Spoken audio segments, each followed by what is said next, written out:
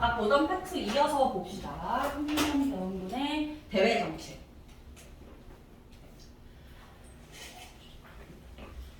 거기 또 네모 3번 제목에 보면 나와 있지만 흥선대원군의 대외 정책을 8글자로 통상수교 거부 정책이라고 얘기를 하죠. 통상수교 거부 정책.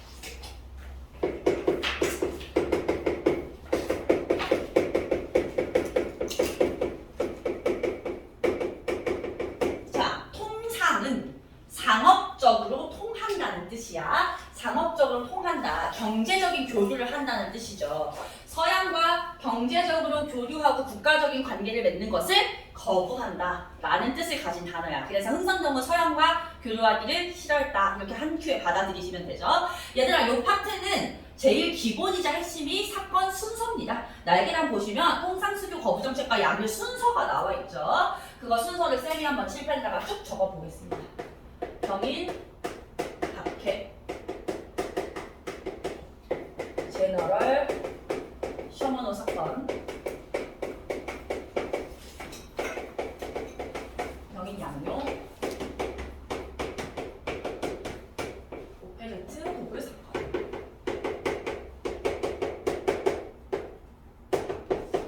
신미연. 마지막 척화비 걸림. 이렇게 총 6개 사건을 외워주시면 되고요.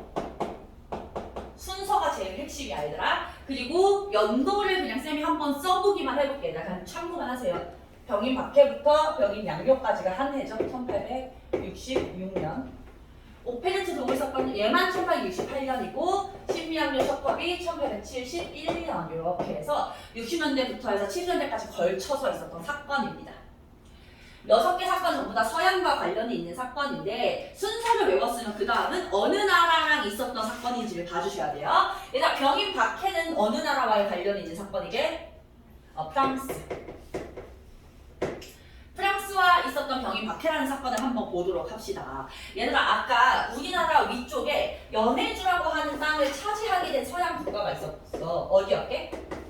러시아. 그렇지. 이 연해주를 러시아가 차지한 것이 흥선대원군에게는 가장 시급하게 해결해야 되는 문제였단 말이야. 그래서 이 러시아를 견제할 방법을 찾다가 흥선대원군이 누구를 찾냐면 프랑스 선교사들을 본 거야. 이 프랑스 선교사, 종교를 알리기 위해서 들어온 사람들에게 얘네를 불러서 얘기를 한 거지. 너네 나라 왕에게 얘기를 해서 우리와 손잡고 러시아를 선제 공격하도록 하자라는 제안을 한 거야. 그러니까 당연히 프랑스가 이거 받아들이겠어? 어느 멍청이가 조선과 손잡고 러시아랑 싸우겠어. 러시아 최강대국인데. 그래서 당연히 프랑스 측에서는 거절을 했고, 요때 이거에 대해서 앙심을 품은 흥선대원군이 우리나라 들어가 있었던 프랑스 선교사를 처형한 사건이 병인 박해죠. 그래서 박해는 탄압이랑 같은 뜻인 거 알고 있지. 병인년에 있었던 박해 사건입니다. 배경의 밑줄 러시아 견제 목적으로 선교사를 통해 프랑스의 동맹을 제안하였다. 근데 거절당한 것이 문제가 됐었고, 프랑스 선교사 9명과 조선인 천주교도를 굉장히 많이 처형했던 사건인데, 일단 요거는 뭐 내용 자체는 별게 없지만 여기서 우리가 또 하나 알아야 될 것은 흥선대원군이 처음부터 서양을 싫어했다라고 하면 맞게 틀리게?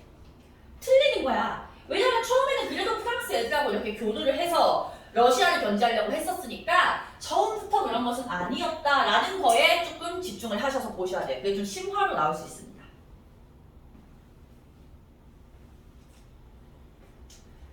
러시아 경제. 그래서 요 프랑스 선교사를 죽인 것을 빌미 삼아서 프랑스가 쳐들어온 사건이 바로 병인 양요죠. 요것도 프랑스와 관련이 있는 사건이고, 양요라는 단어는 서양인이 요란을 일으켰다라는 뜻이에요. 외란 이런 느낌인 거지. 양요. 병인년에 같은 해에 들어왔고요. 이 프랑스 애들이 어디로 들어오게 되냐면 강화도로 들어가요. 강화도. 원인은 병인 박해고 강화도로 침략을 해옵니다. 그런데 이때 우리가 싸워서 웬만한 전투 다 이겼어요. 이겼던 전투 외워주셔야 돼요. 문수산성 전투와 정족산성 전투에서 승리를 했고요. 문수산성 전투에서 활약한 장군은 한성근, 정족산성에서 활약한 장군은 양헌수. 요거 다 외워주셔야 돼요. 은근 이게 매치가 잘 안 돼. 문수산성이 양원수인지 한성근인지. 그래서 조금 뇌에 힘 주고서 외워야 되는 파트이고요.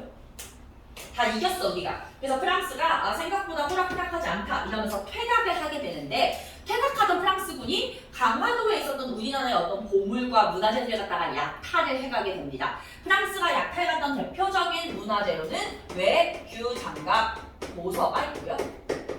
외교장갑 도서는 왕실의 도서이면서 왕이 직접 읽으시는 최고급의 도서야. 그걸 갖다가 가지고 가버렸고, 얘 오늘날 현재 어디에 있게? 프랑스와 한국 중에? 지금 현재는 우리나라에 들어와 있어. 2011년인가 돌아왔어요. 그런데 임대의 형식으로 돌아온 거야. 빌려줬다는 거죠. 그래서 빌린 거기 때문에 만약에 프랑스가 마음을 바꿔서 다시 돌려주라고 하면 돌려줘야 되는 상황인 거지. 그래서 우리가 이 외교장갑 도서는 오늘날 현재 외교적으로 풀어가야 될 문제이기 때문에 학교 시험은 물론이고 나중에 수능에까지 굉장히 잘 나와요. 안 중요해 보여도 중요한 개념이니까 잘 체크하시고 외교장갑 도서 약탈. 병인 박해와 병인 양요 사이에 있었던 제너럴 셔먼호 사건을 볼게요. 제너럴 셔먼호는 미국의 배입니다. 미국의 상선이어서 상선. 상업활동하는 배였습니다. 얘가 어디로 들어오냐면 위치 잘 기억하셔야 돼요. 평양에 들어와요. 평양. 그리고 일단 그냥 평양만 외우시면 안 되고 대동강을 거슬러 올라왔다 대동강까지 같이 외워주셔야 돼요. 치사 선생님들은 뭐 청천강, 낙동강 이런 식으로 너네가 강 이름 잘 모르는 거 이용해서 낸단 말이야. 대동강 평양 세트로 기억하시면 되고요. 들어가서 자기들과 상업적으로 뭔가 교류를 하자라고 얘기를 했고, 당연히 평양에서 거절을 하자 배에서 내려서 평양 시내를 돌아다니면서 약탈과 방화, 뭐 겁탈 이런 나쁜 짓들은 다 하고 다닌 거야. 그러니까 당연히 이거를 내버려두면 안 되잖아. 그래서 이 평양 사람들이 제너럴 셔먼호를 갖다가 불태워서 침몰시킨 사건이 제너럴 셔먼호 사건이죠. 여기서 우리 또 하나 기억할 것은 대응봐봐. 이 배를 불태워 침몰시킨 사건을 주도한 인물이 평안도 관찰사 박규수입니다. 박규수 체크.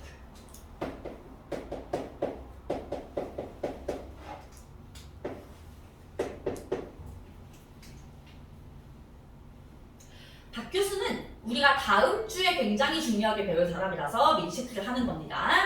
자, 넘어가서 그러면 어쨌든 간에 제너럴 셔먼호 사건은 우리가 볼 땐 이거 완전 정당방위지. 미국이 선빵 날렸고 우리는 적당한 대응을 한 것일 뿐인데, 미국은 어쨌든 조선에 침략할 빌미가 필요했기 때문에 이걸 구실 삼아서 침략을 5년 뒤에 해오죠. 그게 바로 신미양요입니다.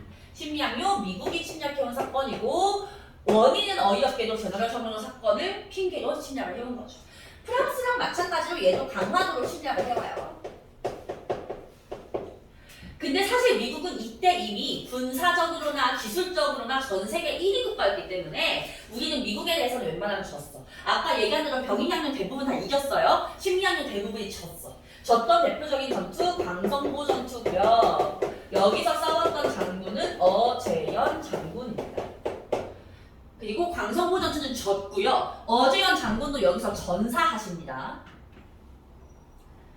그럼 진 전투인데 얘가 왜 그렇게 중요하냐? 얘들아, 광성보 전투에서 싸웠던 조선의 군인은 한 명도 남지 않고 다 돌아가셨어요. 얘들아, 너네 그게 어떤 의미인지 알아? 보통은 전쟁하다가 장군님 돌아가시고 다 죽어가는 것처럼 보이면 몇몇 병사들은 항복한단 말이야. 모든 전쟁이 그래. 근데 여기는 한 명도 항복하지 않고 마지막 한 명이 죽을 때까지 끝까지 싸웠다는 거. 이걸 보고 미국 애들이 흔히 하는 표현으로 질린 거야. 지긋지긋하다. 이 정도로 정신력이 강한 애들이면 나는 이기지 못하겠다라고 판단하고 돌아가게 돼. 그래서 광성보 전투는 졌지만 미국이 퇴각하는 데 영향을 준 거야.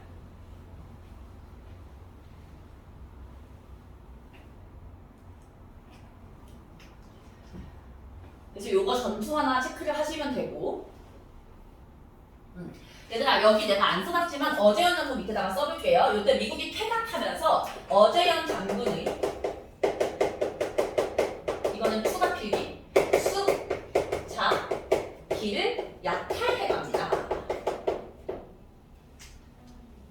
요거 쓰셔야 돼요. 과연 쓰세요. 미군 퇴각 위에다가 쓰시면 돼요. 어재연 장군의 상징인 수라는 한자가 적힌 깃발이야. 숫자기는 수라는 한자가 적힌 깃발을 가지고 가는 거야. 이것도 어떻게 보면 우리의 문화재인데 미국이 가져가는 거죠. 이 깃발도 이 외교장학 도서와 마찬가지로 오늘날은 국내에 들어와 있습니다.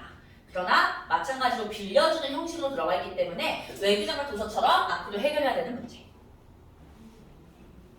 그 다음 사이에 끼어있는 오페르트 로그 사건 보시면 이제 모든 사건이 마무리가 되죠. 오페르트 독일 사람입니다. 얘만 독일이야, 독일. 독일의 상인이었어요, 상인. 이게 다 돈이 문제야. 조선에 들어가가지고는 흥선대원군에게 나와 교류하자라고 얘기를 한 거지. 당연히 흥선대원군 싫다고 했겠죠. 흥선대원군이 싫다고 했더니 열받아서 한 인물의 무덤을 도굴하려고 한 거야. 오페르트가 도굴하려고 한 사람이 누구였냐면 무덤의 주인이 남영군의 무덤이었어. 도굴 미수에 그치긴 합니다. 성공은 못해요. 근데 중요한 건 이 남영군이 누구냐? 얘들아, 남영군이 누구게? 흥선대원군의 아빠였어.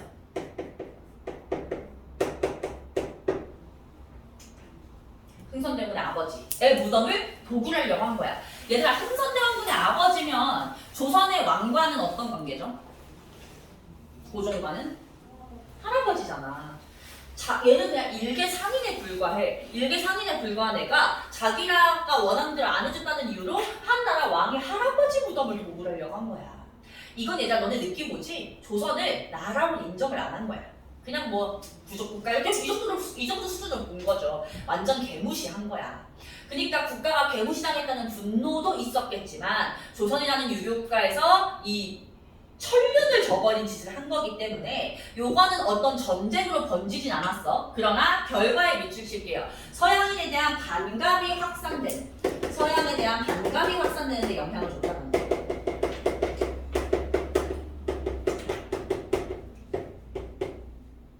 서양분들은 진짜 짐승만도 못한 놈들이구나. 쟤네랑은 같은 하늘을 이고 지고 살고 싶지 않다 라는 생각이 일반적인 생각으로 퍼지는 데 영향을 줬다라는 거예요. 그럼 얘들아, 우리가 한번 흥선대원군 입장에서 생각을 해보자. 흥선대원군 완전 꼰대 유교 할아버지야, 얘들아. 흥선대원군이 프랑스 놈들 우리나라 들어와가지고 우리나라 밥 먹고 살고 있는 주제에 러시아 견제하려고 하는 요청을 받아주지 않았어. 흥선대원 입장에서 그렇게 생각했겠지. 그래서 죽인 거겠지, 배수에서. 그리고 나서 봤더니 미국 놈들이 와가지고 평양에서 막 약탈을 했대. 그래서 박규수가 이거 불태웠다길래 잘했다 그랬어. 근데 프랑스 놈들이 지네 애들 몇 명 죽였다는 이유로 침략을 해왔네. 외교관 도서까지 약탈을 해갔지. 그러고서 오페르트라고 하는 미친놈은 우리 아빠 무덤을 도굴하려고 했고, 심지어 미국 놈들은 지네가 먼저 선박 쳐놓고서 그 사건 가지고서 피해자 코스프레 하면서 들어가서 우리 침략했네. 어지간이라고 하는 훌륭한 점수까지 죽였어. 얼마나 서양이 싫었을지 지금 느낌이 오시죠? 이거를 이 흐름에서 이해를 하면 서양이 진짜 시온자도 싫었을 거야. 그래서 서양과 절대 수교하지 않겠다는 의지를 담은 척화비를 친미양요 직후에 전국적으로 건립을 하게 되는 겁니다. 순서에는 척화비 건립을 맨 뒤에 넣는 것까지 추가해야 완성이 되는 거야. 척화, 화해를 배척한다라는 뜻이죠. 서양과 화해를 배척한다. 그래서 온 백성, 온 국민에게 너네 길 가다 서양놈들 만났을 때 배척해라 라고 하는 메시지를 전달한 거라고 보시면 됩니다. 오케이? 뒷장으로 넘어갔어. 56초. 자료 5번에 외교장학 도서 나와 있고요. 옆에 날개단에 숫자 기도 나와 있습니다. 우리 외교장학 도서 거기 사료 안에 있는 내용을 가인이가 한번 읽어보자. 외교장학은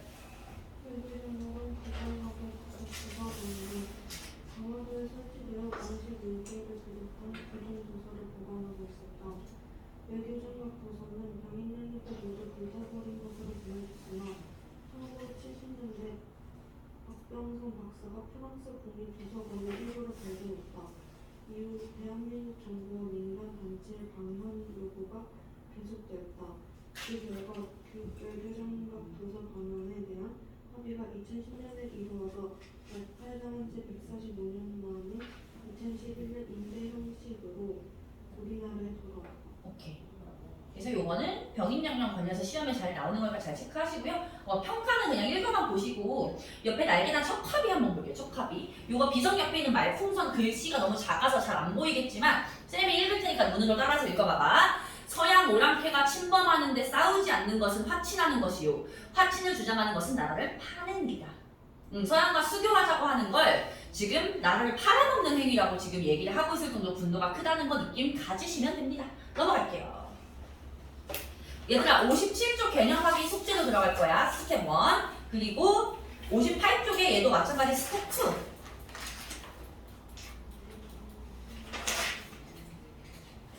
59쪽까지 2장 8문제씩 숙제로 들어갑니다. 알겠죠? 미리 체크해 놓으시고요. 2-2로 건너가 볼게요. 67쪽.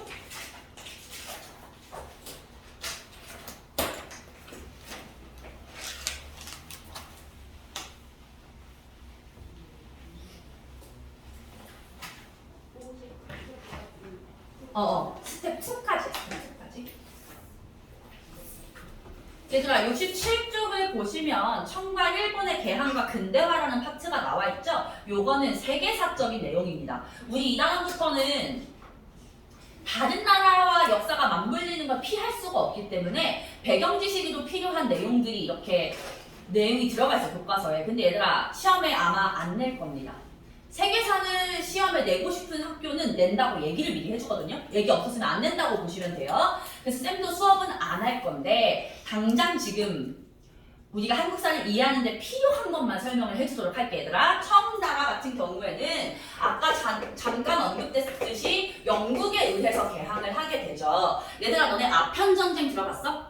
영국에 의해서 개항하게 된 배경이 아편전쟁이었어. 요건 듣고 이해를 하는 겁니다. 얘들아, 아편전쟁에서 패배하면서 결국은 억지로 영국한테 개항을 한 거란 말이야. 그렇기 때문에 청나라는 지금 어떤 상태냐면 자기네가 갖고 있는 중화 사상의 그 자존심에 좀 금이 간 거야. 자기네가 세계의 중심이고 세계 최강대국이라는 자부심을 몇천 년을 갖고 있었는데 영국한테 그냥 한 방에 깨진 거란 말이야. 근데 어쨌든 간에 영국한테 개항을 해서 서양의 문물이 들어오는 오고 있으니 이걸 갖다가 어떻게 해결을 하느냐 하면 양무 운동을 벌이는 거예요. 양무 운동은 이 글에 체크할게요. 뒤에서 한번 언급될 겁니다. 한국사에서. 양무 운동, 바로 이번 청의 양무 운동. 양무는 한자 뜻을 풀이해보면 서양 무기를 줄임말이라고 보시면 돼요. 서양 무기. 아까 말했듯이 중국은 중화사상으로 똘똘 뭉쳐있는 나라였단 말이야. 그런데 영국한테 졌을 때 그 무너진 자존감을 회복시켜야 되고 백성들한테도 야, 중국 그렇게 호락호락하게 무너지지 않아, 너네 걱정 말라는 메시지를 전달해줘야 되잖아. 그래서 한 게 양무운동인데 이렇게 이해하시면 돼요. 정신승리 들어가는 거야. 우리가 이 아편전쟁에서 지기는 했는데 그 진 이유가 뭐냐면 모든 것이 서양보다 우월한데 딱 한 가지, 무기만 조금 잘 못 만들어서 진 거야.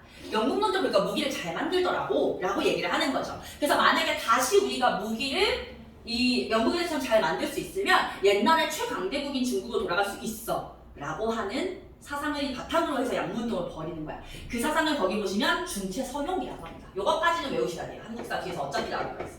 중체, 중국의 체제는 그대로 준다. 뭐 왕이 황제가 다스리는 국가, 뭐 국가 기본적인 정치 체제, 문화 이런 건 그대로 두고 서양의 사용하는 거, 쓸모 있는 것만 받아들이겠다. 여기서 쓸모 있는 것이라는 건 과학기술, 특히 무기 만드는 기술, 군사기술이라고 생각하시면 돼요. 근데 얘들아, 대부분의 것은 중국 걸 그대로 유지하면서 과학기술만 받아들인다는 게 성공을 하기가 쉽지 않겠죠. 뭔가 일관성이 없잖아. 그래서 양무운동은 실패해요. 실패합니다. 그 다음 일본 볼게요. 일본 같은 경우는 미국에 의해서 개항을 하게 되죠. 미국. 청이 먼저 42년도에 개항을 하고 일본은 이거 연도 절대 할 필요 없어요. 그러니까 54년에 개항을 하는데 일본 같은 경우에는 미국이 어떤 식으로 개항을 시키냐면 이거 듣고 이해만 해 얘들아. 미국이 함대를 이끌고 일본 앞바다에 나타난 거야. 그럼 일본은 깜짝 놀랐겠지. 야, 너네 왜 왔어? 왜 왔는지 밝혀라 했는데 미국이 그냥 가만히 서 있는 거야. 근데 아까 말했지만 이양소는 무기를 갖고 있는 엄청 큰 배니까 되게 무섭잖아. 무서운 배가 나타나서 가만히 서 있어. 왜 왔는지 목적을 밝히라 해도 밝히지 않아. 그래서 일본이 경고를 했어. 뭐 셋세 동안 목적을 밝히지 않으면 쏜다 이렇게 경고를 했는데 계속 가만히 있으니까 대포를 쐈죠. 근데 이 대포도 경고성의 대포이기 때문에 배에다가 닿게 쏘는 게 아니라 앞에 바다에 싹 떨어지게 쏜 거야. 근데 그랬더니 미국이 뭐라고 했냐면 자기네는 아무것도 안 하고 가만히 있었는데 너네가 먼저 공격을 했다는 거야. 그러니까 너희들은 이거에 대한 책임을 져야 되는데 1년의 기한을 줄 테니 1년 동안 우리 미국과 전쟁을 할지 아니면 조약을 맺고 개항을 할지 결정해라 이러고서 간 거야 미국이. 양아치죠. 근데 이거를 가지고서 일본 애들 1년 동안 난리가 난 거야. 이거 어떻게 해야 되지? 근데 얘는 이미 봤잖아. 자기네보다 강한 중국도 영국이랑 전쟁에서 패배를 했는데 우리라고 미국한테 이길 수 있을까라는 생각에 그냥 바로 개항을 해버려요. 전쟁 없이. 그러고서 바로 뭐에 들어가냐면 메이지 유신에 들어가는 거야. 메이지 유신 체크. 메이지 유신은요, 메이지 천황 때 유신은 우리말로 바꾸면 개혁이라는 뜻이에요. 개혁을 했다라는 뜻입니다. 요 메이지 유신은 기본 사상이 거기 나와 있는 문명 개화론이야. 문명 개화론을 바탕으로 해서 개혁을 하게 되는데, 문명 개화론 뭔지 설명해 줄 테니까 이해하세요. 이것도 뒤에서 한국사에서 어차피 나와서 외워야 됩니다, 얘들아. 문명 개화론은 전 세계 모든 국가를 문명국, 반문명국, 절반만 문명국, 그리고 미개국으로 나눠서 보는 거였어. 얘들아, 일본이 봤을 때 문명국에는 누가 있었을까? 어느 나라가 있었을까? 천이 아니야. 서양국, 영국, 프랑스, 미국 이런 나라들을 문명국이라고 했어. 일본은 오히려 청은 미개국이라고 했어. 영국한테 졌으니까. 그리고 우리 조선, 미개국이야. 지네는 반문명국이라고 했어. 그래서 일본의 문명 개화론은 뭐냐면 얼른 근대화를 이루어서 우리도 문명국 단계에 올라가서 저 영국이나 프랑스나 미국처럼 식민지를 만들자라고 하는 게 문명 개화론이었어요. 성공했지? 문명국이 돼서 실제로 우리나라를 비롯한 나라들 식민지를 했으니까. 그런데 이 문명국으로 가기 위해서는 영국 걸 뭐 좋은 건 받아들이고 별로인 건 안 받아들이고 해서는 문명국이 될 수 없는 거야. 서양이 가진 모든 것을 다 받아들여야 돼. 그래서 이 중국처럼 취사 선택하지 않고 모든 문물, 제도, 뭐 문화, 눈에 보이는 것부터 안 보이는 것 전부 다 서양식으로 바꾼 것이 일본의 메이지 유신입니다. 그래서 심지어는 얘들아, 일본 애들이 이때 어떤 지경까지 가냐면 유전자까지 서양식으로 바꾸고 싶은 거야. 외모 유전자. 서양 애들이 보면 딱 예쁘고 멋있어 보이잖아. 근데 이제는 성형수술 기술이 없잖아. 그래서 뭘 하냐면 포토샵을 하는 거야. 사진을. 그래서 이때는 사진을 딱 찍으면 잉크가 마르기까지 시간이 오래 걸리거든. 찍고서 잉크 마르기 전에 이 잉크들을 이렇게 칼로 쪼가리에서 옮겨가지고 코도 좁고 오똑하게 만들고, 얘네 약간 치열 고르지 않은 거 알지? 일본 애들. 그 치열 넣고 눈쌍꺼풀 만들고 이렇게까지 했던 거야. 그래서 요 시절에 일본 애들 사진 보면은 전부 다 완전 서양식의 미남미녀야. 그렇게 외모까지 서양식으로 바꾸고 싶어 할 정도였다라는 거 느낌 가져가시면 돼요. 알겠죠? 요거 나중에 다 한국사하고 연관지어서 중요하게 나올 개념들입니다. 그러면서 이제부터 본격적으로 한국사 내용 들어갑시다. 네모 2번. 우리나라가 개항하는 상황을 보도록 할게요. 얘들아, 청과 일본이 일찌감치 개항을 한 상태에서 우리도 이제 개항을 해야 돼. 근데 얘들아, 우리가 개항을 하려면 어떤 분이 좀 사라져줘야 될 것 같아? 흥선대원군 사라져줘야겠죠? 이 사람이 있으면 계속 반대할 거 아니야? 근데 흥선대원은 왕이 아니기 때문에 당연히 법적으로 언젠가 물러나야 되는 거죠. 거기 밑줄 흥선대원군이 하야 합니다. 그리고 이제 드디어 왕이었던 고종이 친정을 하게 돼요. 친정은 친히 정치한다는 뜻이야. 고종이 직접 정치를 합니다. 고종은 이때 젊은 나이였잖아. 당연히 흥선대원군보다 훨씬 더 젊은 마인드를 갖고 있었겠지. 약간 더 오픈 마인드예요. 얘들아, 게다가 내가 말했지만 이 단원 전체가 왕이 다 고종이라고 했잖아. 그래서 너네는 고종이라는 사람에서 반드시 이해를 하고 있어야 돼. 안 그러면 왜 이러는지 이해가 안 되는 사람들이 앞으로 펼쳐질 거야. 고종이라는 사람은 어떤 사람이냐면요, 귀가 엄청 얇아. 귀가 그냥 팔랑팔랑거려. 그래서 자기가 줏대가 없고 누가 하는 얘기에 잘 휘둘리고요, 마음이 심약해. 그 생각합니다. 마음이 심약해서 뭘 강단 있게 결정하지 못해. 게다가 귀까지 얇아. 왔다 갔다 하겠지, 그치? 이게 사실은 우리가 식민지배를 받는데 하나의 영향을 끼친 요소이기도 해요. 만약에 강단 있는 사람이 왕이었으면 이러지 않았을 수도 있겠죠. 어쨌든 간에 고종은 젊어서 오픈 마인드인데 귀까지 얇아. 그럼 주변에서 전하, 지금 이럴 때가 아니라 청과 일본처럼 개항을 해야 됩니다 라고 얘기를 하면, 아 그런가? 해야 되나? 아빠는 하지 말랬는데 어떡하지? 이런다는 거죠. 그 틈을 타서 이게 치고 나간다는 것이고요. 이때 일본 내에서 국외적으로 네모할게요. 청한론이라는 게 될 겁니다.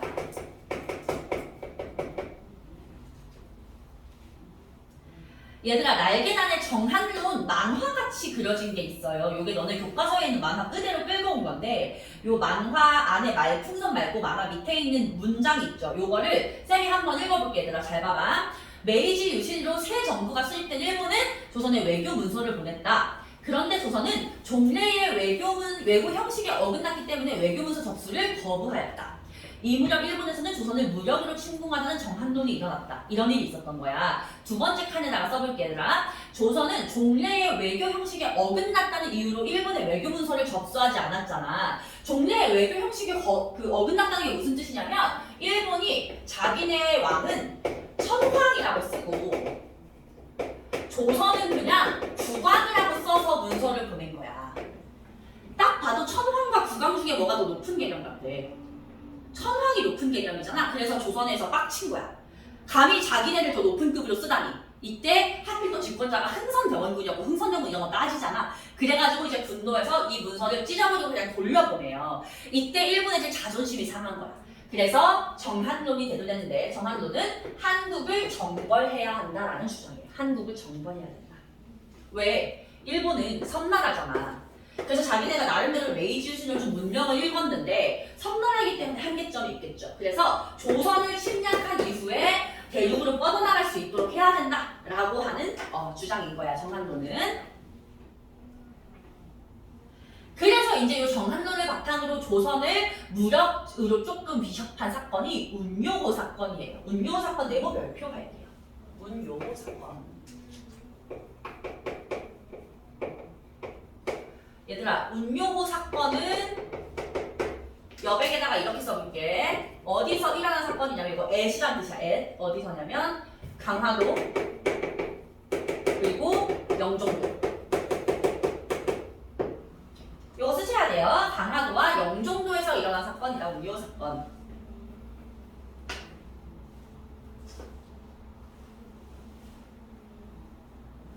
얘들아, 영종도 어디 있는지 너네 아니? 인천국제공항 있지. 인천국제공항이 영종도라는 섬 위에 있는 거야. 거기가 지금은 다리가 연결돼서 차 타고 우리가 공항에 갈 수 있지만 원래 섬이에요. 그래서 이 두 개의 섬에서 일어난 사건인데 운요호는 일본의 배고요. 서양식 배입니다. 근데 그걸 갖다가 조선의 앞바다에 끌고 온 다음에 가만히 있었어. 그래서 조선에서 왜 왔냐고 목적을 밝히라고 하자 일본이 계속 가만히 있어. 그래서 조선에서 경고 포격을 하죠. 경고 포격을 했더니 우리는 가만히 있었는데 니네가 먼저 선빵 친 거라면서 조약 체결을 강요합니다. 어디서 많이 들어본 상황이지? 일본이 미국한테 지네가 당한 걸 그대로 우리한테 적용시켜서 했던 상황이었던 거야. 그래서 요즘 이 운요호 사건 때 일본이 우리랑 1년 뒤에 조약을 맺을지 전쟁을 할지 결정해라 라고 하고서 돌아가서 내부에서 막 논의를 한 거야. 근데 논의를 한 결과가 뭐였냐면 야 그래도 서양도 아니고 일본인데 조약 정도는 괜찮지 않겠어? 라는 판단을 하게 되면서 조약을 맺는 거야. 그 조약의 이름이 바로 강화도 조약이에요. 얘들아 강화도 조약은 쌤이 아까 얘기했잖아. 100점 받고 싶으면 연도 외우라고 했죠. 얘는 100점 목표가 아니어도 외워야 되는 연도예요. 1876년 1876. 운요호 사건을 계기로 76년도에 일본과 강화도 조약을 맺게 되고 우리는 일본에 의해서 개항을 하게 되는 겁니다. 얘들아 강화도 조약의 내용 볼게요. 첫 번째, 조선은 자주국이다 라는 조항이 첫 번째로 들어가 있어. 근데 얘들아 자주국이라는 말은 좋은 뜻이게 나쁜 뜻이게? 자주국. 너 굉장히 자주적인 아이구나 하면 좋은 뜻이야 나쁜 뜻이야? 좋은 거잖아 얘들아. 스스로 뭔가 주권을 갖고 있는 국가란 뜻이죠. 일본이 이런 좋은 내용을 1조부터 넣어줬을 리가 없지. 숨은 의도가 있다는 거예요. 요걸 넣은 이유는 옆에다가 쓰세요. 청의 간섭을 배제하기 위함이다. 청이 나중에 어쨌든 간 조선하고 군식관계이기 때문에 자기네한테 태클을 걸 거란 말이야. 그때 이런 얘기를 하고 싶은 거지. 야 조선이 자주국이라는데 니네가 왜 껴들어? 이 얘기를 하고 싶은 거야. 이해되셨나요? 두 번째, 개항을 하는 거니까 어떤 항구를 열지를 결정해야 돼. 총 3개 항구를 개항하는데요. 순서대로 외우셔야 돼요. 부산, 원산, 인천. 부, 원, 인 순서대로 개항을 합니다. 가끔씩 시험 어렵게 낼 때는 어떤 순서로 어떤 도시 순서로 대하는지 내기 때문에 애초부터 외울 때 구, 원, 인으로 외우세요. 얘들아 지도에서 보면 부산 여기 있죠? 인천 서울 앞에 있죠? 원산은 북한의 도시여서 너네가 익숙하지 않을 거야. 요쯤에 있다고 보시면 돼요. 이렇게 연해주로 갈 수 있는 길목에 있습니다.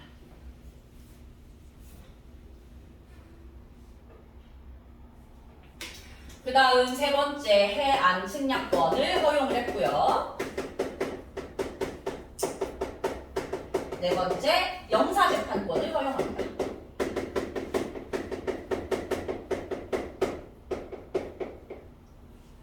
얘들아 해안 측량권은 이름 그대로 조선의 해안을 일본이 측량하겠다는 걸 의미해. 너네 명량 영화 봤어?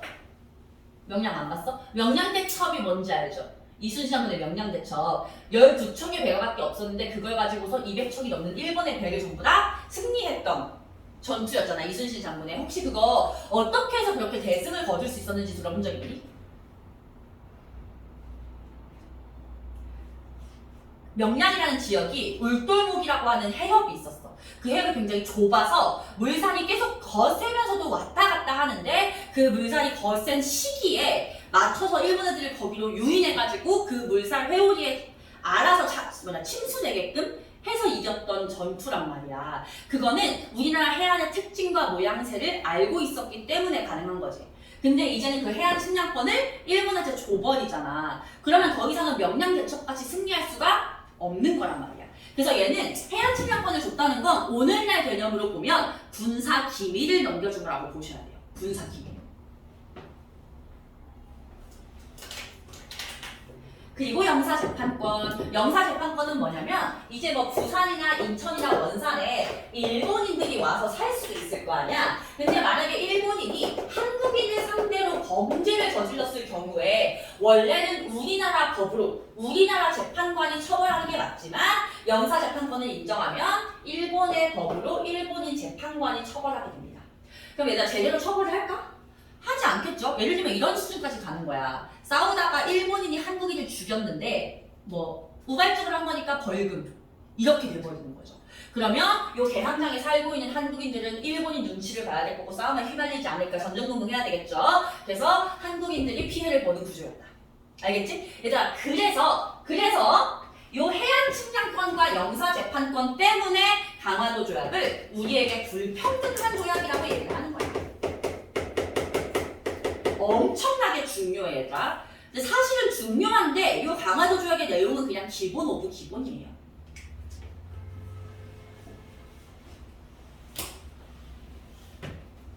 자 그러고서 안에 구속조약을 볼게요. 구속조약. 얘들아 내가 아까 얘기했지. 운용 사건 얘기하면서 일본이 1년의 기한을 줄 테니까 1년 동안 전쟁을 할지 조약을 맺을지 결정해라 라고 하고서 갔다고 했잖아. 일본 애들은 우리가 전쟁을 할 거라고 생각했대. 그래서 우리나라에 들어올 때 조약 체결 준비는 안 하고 전쟁 준비만 하고서 들어온 거야. 근데 막상 봤더니 조선이 조약을 맺겠다 그래서 부랴부랴 사실은 맺은 게 이 강화도 조약이었어요. 그러니까 일본 애들이 일본에 돌아간 다음에 어떻게 되냐면 아씨 그것도 넣었어야 되는데 이것 빠뜨렸다. 이런 조항들이 막 생각이 나는 거야. 그래서 걔네를 읍서 보이게도 부속조약으로 추가로 체결해서 넣는 거야. 거기 보시면 부속조약이 두 개가 나와 있어요. 하나는 조일, 수호, 조유, 나머지 하나는 조일, 무역규칙입니다. 둘 다 강화도 조약과 같은 해인 1876년에 체결이 됐어. 근데 일단 이름이 외우기 싫게 생겼잖아. 그래서 사실은 되게 어려운 이름이 아니거든. 잘 봐봐. 조일수호 조규 조일수 조규는요 원래 그냥 강화도 조약의 다른 이름이야. 강화도 조약이야. 그러니까 조일수호 조규 부록이라는 건 쉽게 말하면 강화도 조약의 부록이라는 거죠. 그러면 이 강화도 조약의 부록에는 어떤 내용이 들어가느냐? 첫 번째, 개항장 심리 이내를 거류지로 설정한다 라고 하는 내용이 들어가 있어. 거류지 키워드 잡으세요. 거류지. 세훈아, 출발해. 거류지. 엄청나게 중요해 이거 지금. 어려워. 그리고 얘들아 거주하면서 돌아다닌다. 크질 유자. 돌아다닐 수 있는 땅이란 소리야. 이제 앞으로 아까 말했듯이 부산이나 이런 데 개항한 도시면 일본 애들 와서 살 거 아니야. 근데 일본 애들이 뭔가 행동에 제약이 생기거나 한국이 눈치를 봐야 되면 안 되겠지, 일본 입장에선. 그래서 일본인들이 아무런 제약을 받지 않고 살 수 있는 땅을 거류지로 설정을 하는 거야. 그게 개항장 심리 이념이다.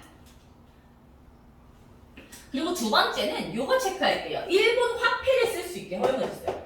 일본 화폐 쓸 수 있게 허용해준다. 개항장에서는 일본 애들이 그냥 자기네 돈을 쓸 수 있어. 그럼 얘들아, 한국인이 일본인한테 물건을 팔았는데 걔가 일본 돈을 준다는 거잖아. 근데 이때는 지금처럼 아무 때나 은행에 가가지고 환전을 할 수 있는 사회가 아니죠. 그렇기 때문에 사실상 일본 화폐를 쓸 수 있게 해주면 한국인들 입장에서 물건을 팔아도 제대로 된 값을 받지 못하는 상황이 생길 수 있다는 거지. 그래서 이거 둘 다 한국인에게 뭔가 피해를 주는 상황. 오케이? 그 다음 조일 무역규칙을 볼 텐데 얘들아, 말 그대로 무역에 대한 조약이고요. 우리 요거 무자로 기억할게요. 무. 그래서 거기 보시면 무관세 나와 있죠. 무관세.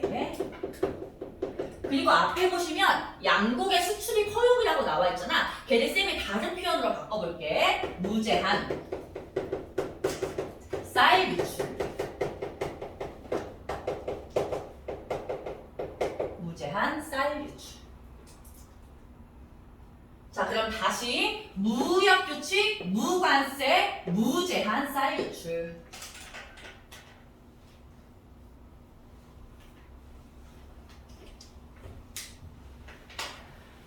얘들아, 관세라는 건 외국 물건이 우리나라에 수입될 때 붙는 세금을 말해. 그러면 외국 물건이 우리나라 들어올 때 물값이 비싸지게 싸지게?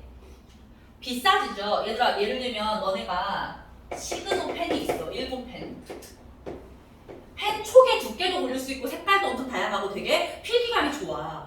그리고 모나미 똥펜이 있어요. 색깔은 검은색, 파란색, 빨간색밖에 없고 자꾸 똥이 나와서 닦아주면서 써야 돼. 근데 얘는 500원이고 얘는 일본에서 800원이라고 해볼게. 근데 얘가 국내에 들어올 때 관세가 붙어서 500원이랑 관세가 붙어서 총 1,300원이 되는 거야. 그러면 두 개 가격 차이가 커지니까 사람들은 뭘 사겠어? 돈이 없으면 에이 그냥 모나미 사자. 이러고서 모나미를 사겠지, 그치? 근데 만약에 관세가 안 붙어서 800원으로 들어오면 어때? 300원 어디 굴러다니는 거 주워가지고 시그노 살까? 이렇게 되겠지. 그래서 관세가 붙어야 우리나라의 모나미가 살 수 있고 관세가 안 붙으면 시그노가 이기는 거야, 얘들아. 근데 이때 일본 물건은 관세 없이 들어가요. 그러면 일본 물건의 가격은 비싸지는 거야, 싸지는 거야? 국내에서 싸지는 거야. 그래서 더 일본 물건이 잘 팔리게 되겠죠. 그리고 쌀이 무제한으로 유출돼요. 그 말은 무슨 뜻이냐? 올해 우리나라가 너무나 심각한 흉년이 들어가지고 당장 백성들이 굶어 죽고 먹을 게 없어도 일본이 쌀을 팔라고 하는 대로 다 팔아야 돼.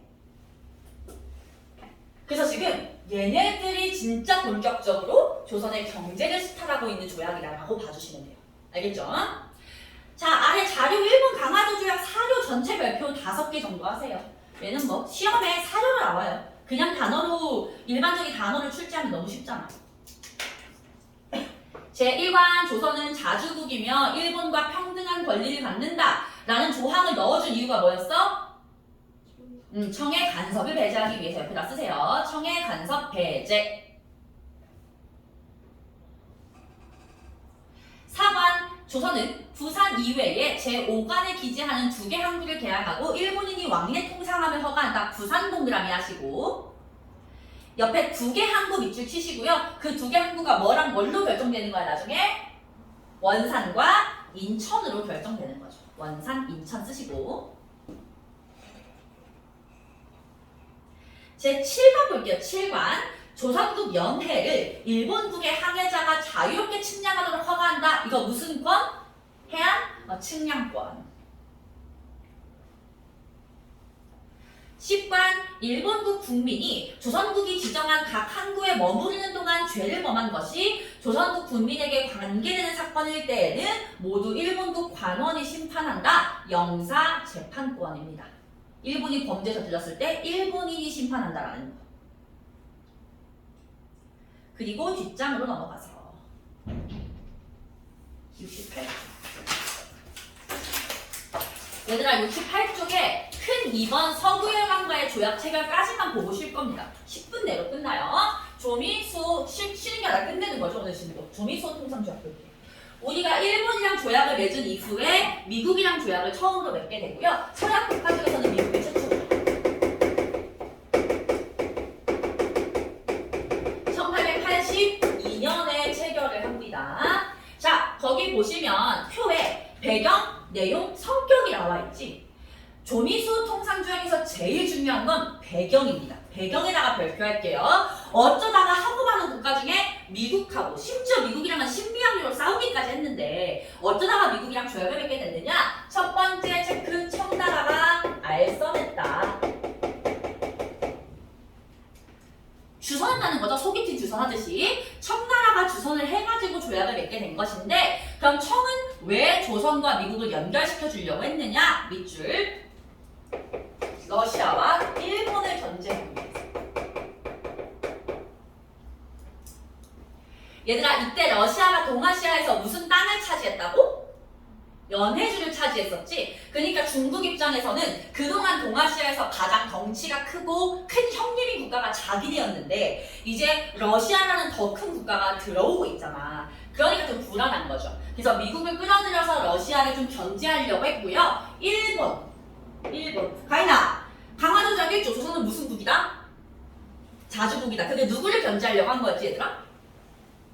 청을 견제하려고 한 거였지. 그걸 중국도 알고 있었어. 그래서 조선과 미국을 알선함으로써 아니 조선은 우리가 미국이랑 조약을 맺으라고 하면 맺는 나라야. 이걸 보여주고 싶었던 거야. 알겠죠? 그래서 이거 누구를 견제하기 위함인지를 아셔야 되고요. 두 번째 조선 책략의 유포 별표 3개 할게요.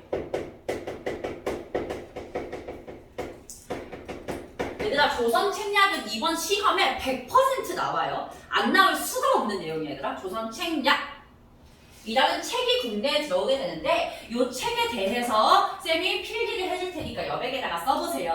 이 조선 책략의 저자는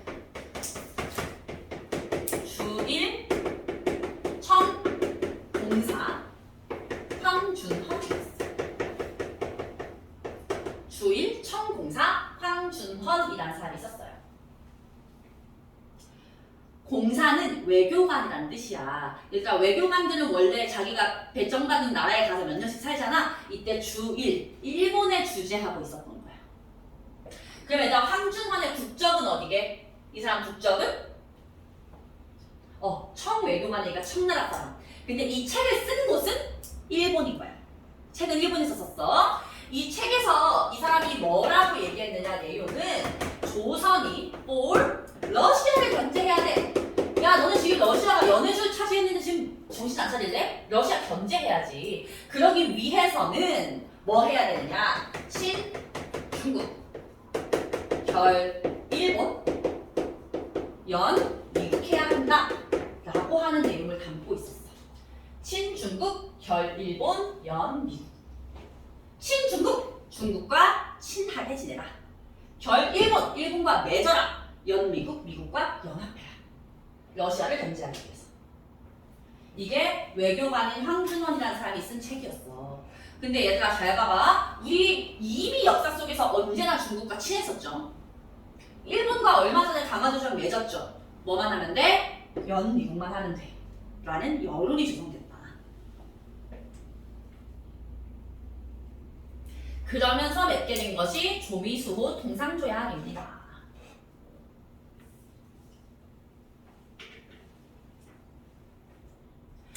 조미수호 통상조약에도 내용이 4가지가 있어요. 첫 번째 거중조정 볼게요. 거중조정. 얘들아 조선하고 미국이 지금 맺은 조약에 거중조정이 있잖아. 거중조정은 뭐냐면 만약에 조선이 다른 A라는 국가와 트러블이 생겼을 경우에 미국은 중간에 들어가서 조정해준다 라는 게 거중조정이야. 서로 간에 다른 나라랑 트러블 생기면 도와주자 라고 하는 내용이었어. 근데 우리가 나중에 실제로 일본의 식민지가 되잖아. 그때 일본이 침략해올 때 미국한테 가서 거중조정 조항 얘기하면서 도와달라고 했거든? 도와줄게 안 도와줄게? 안 도와줬어요. 오히려 미국은 일본 편을 들어줬어. 그러니까 우린 좀 짜증나잖아. 한입도 두말하잖아. 그래서 이걸 더 기억을 해야 돼요. 알겠죠? 그리고서 두 번째 보시면 관세를 부과합니다. 얘들아, 관세 부과하는 거랑 무관세 중에 뭐가 우리한테 유리한 거야? 관세를 미국이 부과하는 게 유리한 거죠? 요거는 그래도 일본보다 나은 점이라고 생각하시면 돼요. 그러나 당연하게도 영사재판권이 인정됐고요. 얘들아, 영사재판권 옆에 최혜국 대우는 별표하겠습니다. 최혜국 별표입니다. 얘들아, 최혜국 대우는 삼행시라고 생각하시면 돼요. 최고로 혜택받는 국가라는 뜻이에요. 최고로 혜택받는 국가 대우를 미국에게 해달라.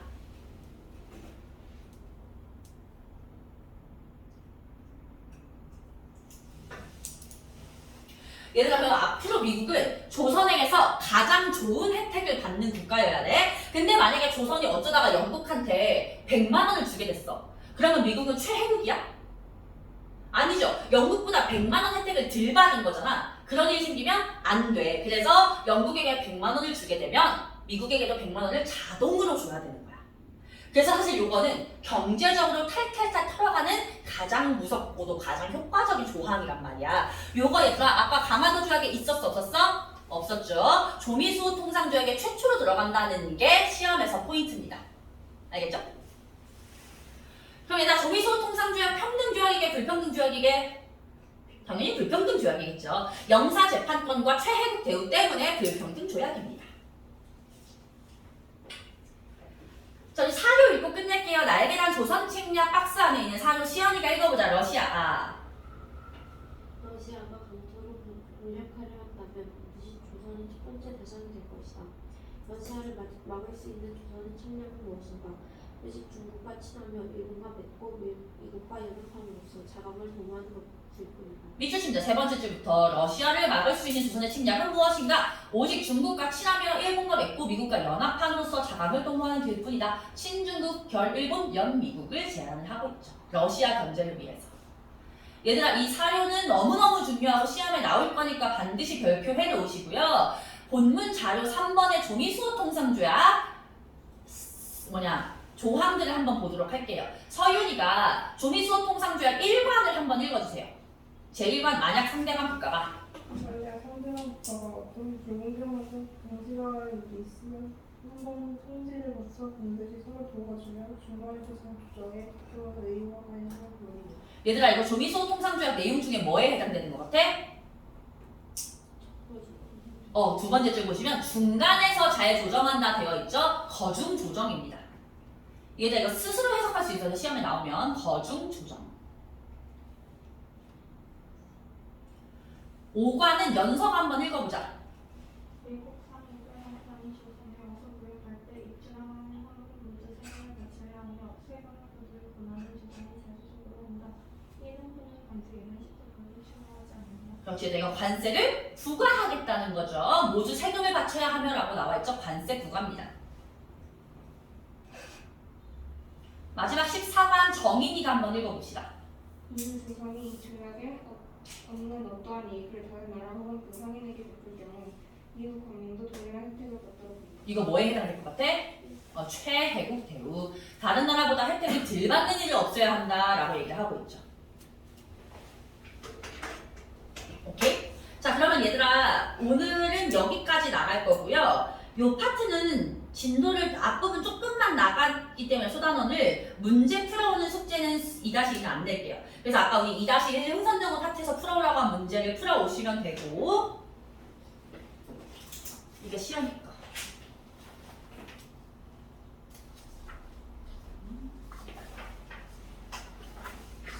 생각해보니까 오늘 처음 온 친구.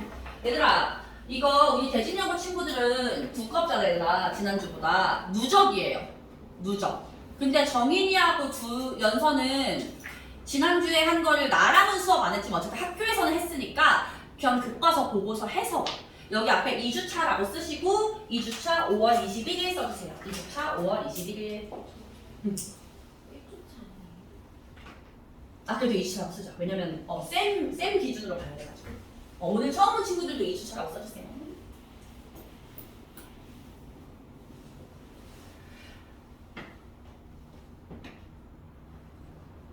내가 여기 반 친구들 다 같이 단톡방을 만들어서 앞으로 숙제는 단톡방에다가 공유를 해줄게. 말만 잘 들어. 일단 집에 가서 오늘 배워보고 교과서 반드시 읽으시고, 특히 이 단어는 교과서 읽고 안 읽고 차이가 너무너무 클 거야. 왜냐면 근대사고요.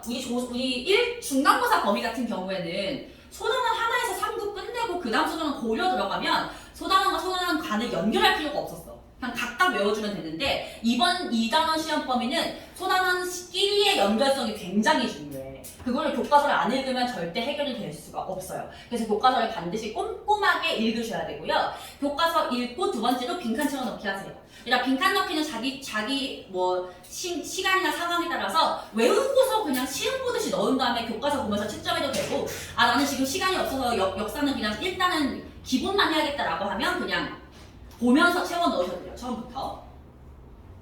근데 우리 가인이하고 서윤이 같은 경우는 누적이니까 지난주 범위는 한번 보지 말고 한번 써봐봐. 알겠죠? 어차피 빈칸 다 똑같아. 내가 추가로 뚫은 거 없어. 그리고 세 번째가 문제 풀어오는 겁니다. 문제. 원래 오늘 가윤이하고 서윤이는 문제를 조금 더 주려고 했는데 새로운 친구들이 좀 있다 보니까 너무 격차가 생기면 안 될 것 같아서 문제는 양은 적지만 일단은 그냥 그대로 갈게요. 알겠죠? 그러면 다 됐고